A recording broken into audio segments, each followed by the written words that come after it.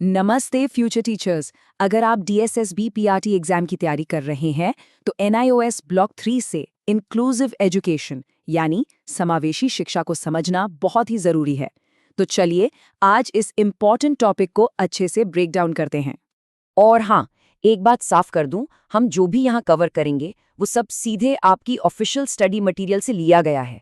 मतलब आपको बिल्कुल रेलेवेंट और टू द पॉइंट इन्फॉर्मेशन मिलेगी आपके एग्जाम के लिए। ये जो बात है ना, यही समावेशी शिक्षा की आत्मा है, उसका कोर कॉन्सेप्ट है। ये हमें याद दिलाता है कि एजुकेशन मतलब शिक्षा हर बच्चे का हक है, किसी कुछ लोगों का स्पेशल प्रिविलेज नहीं। तो ठीक है, अब जरा इसमें गहराई से उतरते हैं। सबसे पहले हमें ये समझना होगा कि इस पूरी एजुकेशनल फिलॉसफी के पीछे का क्यों क्या है, मतलब इसकी जरूरत ही क्यों पड़ी। रविंद्रनाथ टैगोर ने कितनी खूबसूरती से कहा है कि असली चैलेंज मतभेदों को मिटाना नहीं है, बल्कि उन मतभेदों के साथ ही एकजुट होना है। मतलब एजुकेशन का गोल सबको एक जैसा बनाना नहीं, बल्कि सबको साथ लेके चलना है, एकता लाना है। अब ये बहुत इंटरेस्टिंग है। समावेशी शिक्षा की जरूरत सिर्फ एक वजह से नहीं है, बल्कि इसके 4 इंपॉर्टेंट डायमेंशंस हैं। ये सिर्फ पढ़ाई लिखाई तक ही सीमित नहीं है।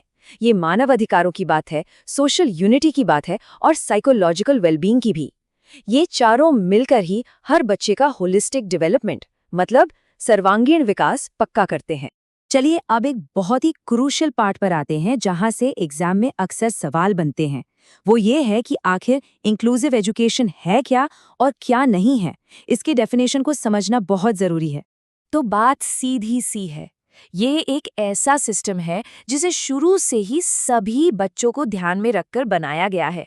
ये कोई बाद में जोड़ी गई चीज या कोई जुगाड़ नहीं है। ये एजुकेशन का फंडामेंटल स्ट्रक्चर है, उसकी नींव है। यहाँ पे पूरा ध्यान देना होगा, क्योंकि इंटीग्रेटेड और इंक्लूसिव एजुकेशन के बीच का डिफरेंस एक क्लासिक एग्जाम क्वेश्चन है, ये पूछा ही जाता है।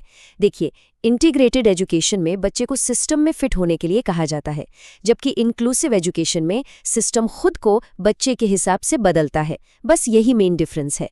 ये टेबल इस फर्क को और भी साफ कर देती है। जैसे फोकस को ही देख लीजिए। इंटीग्रेटेड एजुकेशन का फोकस सिर्फ डिसेबल्ड बच्चों पर होता है, जबकि इंक्लूसिव एजुकेशन का फोकस सभी बच्चों पर है। या फिर सपोर्ट को देखिए। इंटीग्रेटेड में स्पेशल सपोर्ट अलग कमरे में दिया जाता है, लेकिन इंक्लूसिव में सारी हेल्प रेगुलर क्लासरूम के अंदर ही मिलती है। तो आखिर में बात वही है, एक में बच्चा सिस्टम के लिए एडजस्ट करता है और दूसरे में सिस्टम बच्चे के लिए। तो थ्योरी तो हमने समझ ली, अब बात करते हैं प्रैक्टिकल एप्लीकेशन की। एक टीचर असल में अपनी क्लासरूम में एक इंक्लूसिव एनवायरनमेंट बना कैसे सकता है, मतलब इस थ्योरी को प्रैक्टिस में कैसे लाएं। और यही सवाल हमें थियरी से रियल वर्ल्ड एक्शन की तरफ ले जाता है, जो एक टीचर को लेना होता है। ये सिर्फ बड़ी बड़ी बातों या फिलॉसफी के बारे में नहीं है, ये एक्शन लेने के बारे में है। देखिए, सक्सेस किसी एक चीज पर डिपेंड नहीं करती, ये कई फैक्टर्स का कॉम्बिनेशन है। सिर्फ टीचर की अच्छी नीयत काफी नहीं है।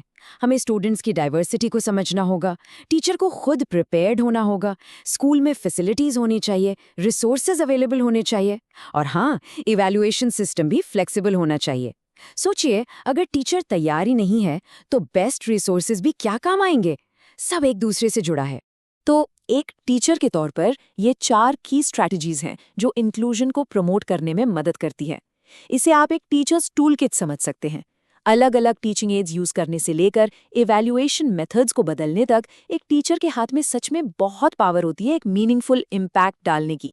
तो फिर एग्जाम के लिए और एक फ्यूचर टीचर के तौर पर इस पूरी डिस्कशन का सबसे इंपॉर्टेंट टेक अवे क्या है? वो कौन सी बातें हैं जो हमेशा याद रखनी है? इन कोर प्रिंसिपल्स को गांठ बांध लेना है। पहली बात, इंक्लूशन एक प्रोसेस है, कोई डेस्टिनेशन नहीं, ये एक जर्नी है। दूसरी, इसका फायदा सिर्फ स्पेशल नीड्स वाले बच्चों को नहीं, बल्कि सभी स्टूडेंट्स को होता है।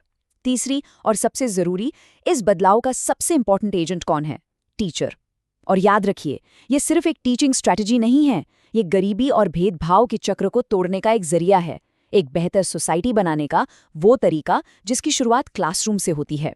तो अपनी तैयारी के साथ साथ इस आखिरी सवाल को भी अपने साथ रखिए, क्योंकि इस सवाल का जवाब ही ये तय करेगा कि हमारे स्टूडेंट्स का भविष्य कैसा होगा। ये सिर्फ एक एग्जाम पास करने की बात नहीं है, ये अगली जनरेशन को शेप करने की तैयारी है।